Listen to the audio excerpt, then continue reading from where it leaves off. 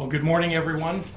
I'm here with our Illinois Department of Public Health Director, Dr. Ngozi Ezike, to address the current status of COVID-19 in Illinois, which, driven by the Delta variant's rapid spread in communities with low vaccination rates, is increasingly causing concern for our hospital capacity in communities across Illinois.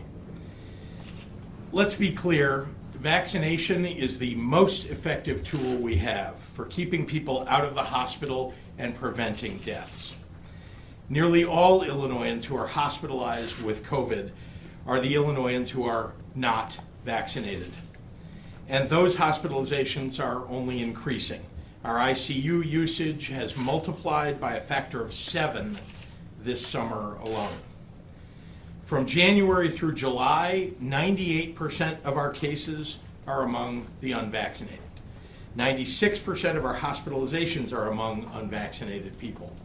95% of our deaths are among unvaccinated people.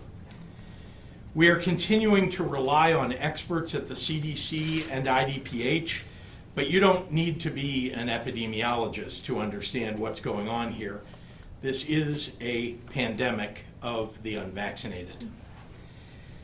These are preventable deaths, and beyond the tragedy of losing lives for no reason, this also means inflicting serious damage on communities.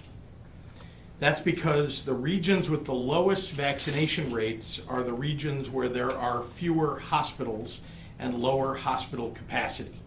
And those hospitals are sometimes the least well equipped to handle cases as they become more acute. These are the ones currently getting hardest hit. In southern and east central Illinois, fewer than half of residents are fully vaccinated, compared with over 70% in suburban Cook County. And today, our 7-day rolling average for ICU bed availability in southern Illinois is 3%. 3%. During the spring surge, the lowest ICU bed availability anywhere in the state never dropped below 15%. Don't think hospitals in other regions aren't challenged by this current surge. They are. But they started out with greater capacity, and even with more ICU beds, they are seeing availability diminish every day. For all of our hospitals, in descending order of need, we're providing resources and staff to help. But to be frank, healthcare staff are in short supply, in part because hospitals in surrounding states we might draw staff from are in worse shape than Illinois. At the end of the day, as it has always been during this pandemic, the best way to manage this situation is for people and communities to prevent sickness by slowing transmission with masks and vaccinations. So if you're an elected leader from one of those highly infected communities and you're spending your time resisting masks instead of working to get your people vaccinated, then your definition of public service looks a whole lot different than mine. Earlier this month, I announced masks must be worn in all of our daycares, all our P-12 schools, and all our long-term care facilities, regardless of vaccination status. Another step to protect the most vulnerable among us, the elderly and unvaccinated children and their families. We also required vaccinations for all state employees who work in congregate facilities and encouraged the private sector to follow suit.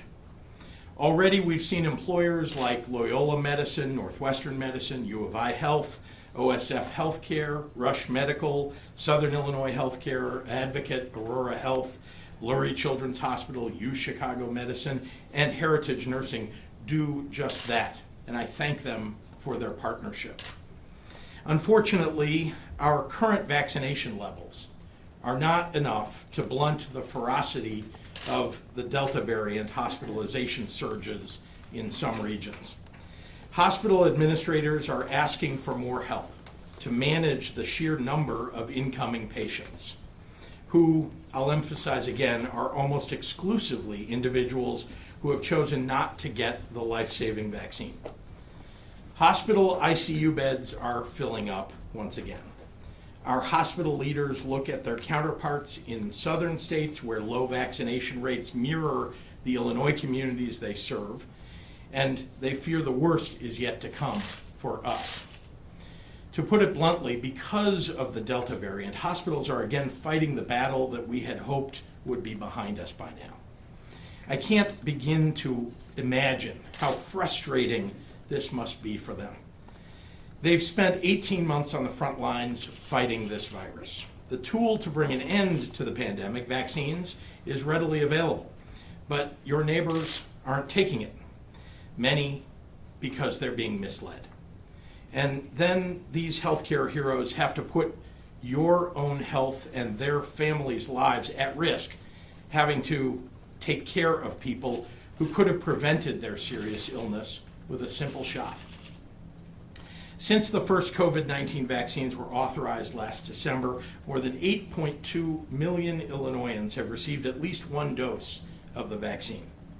That's 76% of our eligible population, and when you factor in our under 12 population, 65.2% of our overall population.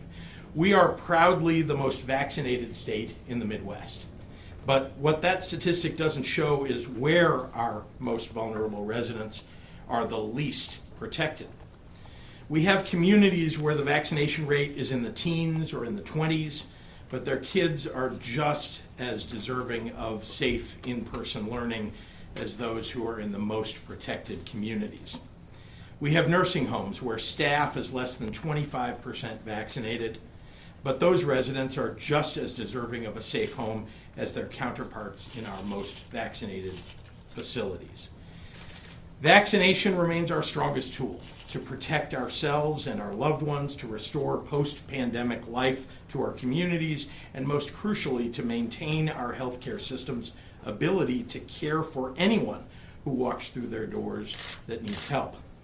I'm sure that if people understood that being unvaccinated could take a hospital bed from an accident victim, they might go get vaccinated. Unfortunately, we are running out of time as our hospitals run out of beds. Today, I'm announcing a series of additional vaccine requirements aimed at protecting our most vulnerable residents, unvaccinated children and their families, and the ability of hospital systems to handle this surge. In Illinois, vaccines will be required for all P-12 teachers and staff, all higher education personnel, all higher education students, and healthcare workers in a variety of settings such as hospitals, nursing homes, urgent care facilities, and physicians' offices. Effective September 5th, individuals working in these settings who are unable or unwilling to receive their first dose of vaccine will be required to get tested for COVID-19 at least once a week, and DPH and ISB may require more frequent testing in certain situations, like in an outbreak. The COVID-19 vaccine has been available to the public for many months. And in that time, we've watched many of our most vulnerable individuals do what they can to protect themselves and get vaccinated. But unvaccinated workers in the healthcare system and at nursing homes have driven the majority of the breakthrough hospitalizations that we've seen in Illinois, infecting elderly and immunocompromised residents who are the first to be hurt when their community isn't safe. Let me say that even more simply. If you're unvaccinated, you're getting the people in your care sick. It's one reason why they'll likely need booster shots, and it's why I'm instituting this vaccine requirement. I hope that more and more Illinoisans on the fence about the vaccine will get vaccinated as soon as possible.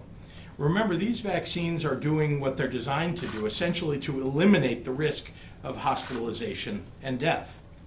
In the meantime, Illinois will join several other states that have reinstituted statewide indoor mask requirements, regardless of vaccination status, effective on Monday. Masks work, period. The quick spread of this disease in Illinois and across the country is holding us all back from the post-pandemic life that we so desperately want to embrace. and it's harming the most vulnerable among us.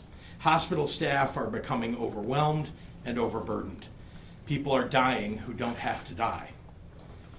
To be clear, what I am announcing today is a floor. At a minimum, those who work in schools and healthcare settings should be vaccinated or tested, keeping our kids and our most vulnerable safe. For state workers in congregate facilities, we have put in place more stringent requirements to protect our most vulnerable, and I urge the private sector to do the same. A number of employers across the state have already instituted vaccine mandates, and others can and should take this critical health and safety step so that we can finally bring this pandemic to an end. We have a tool in our hands that will save lives. We are at a crossroads. So thank you, and with that, I would like to turn it over to our Director of the Department of Public Health, Dr. Ngozi Ezike.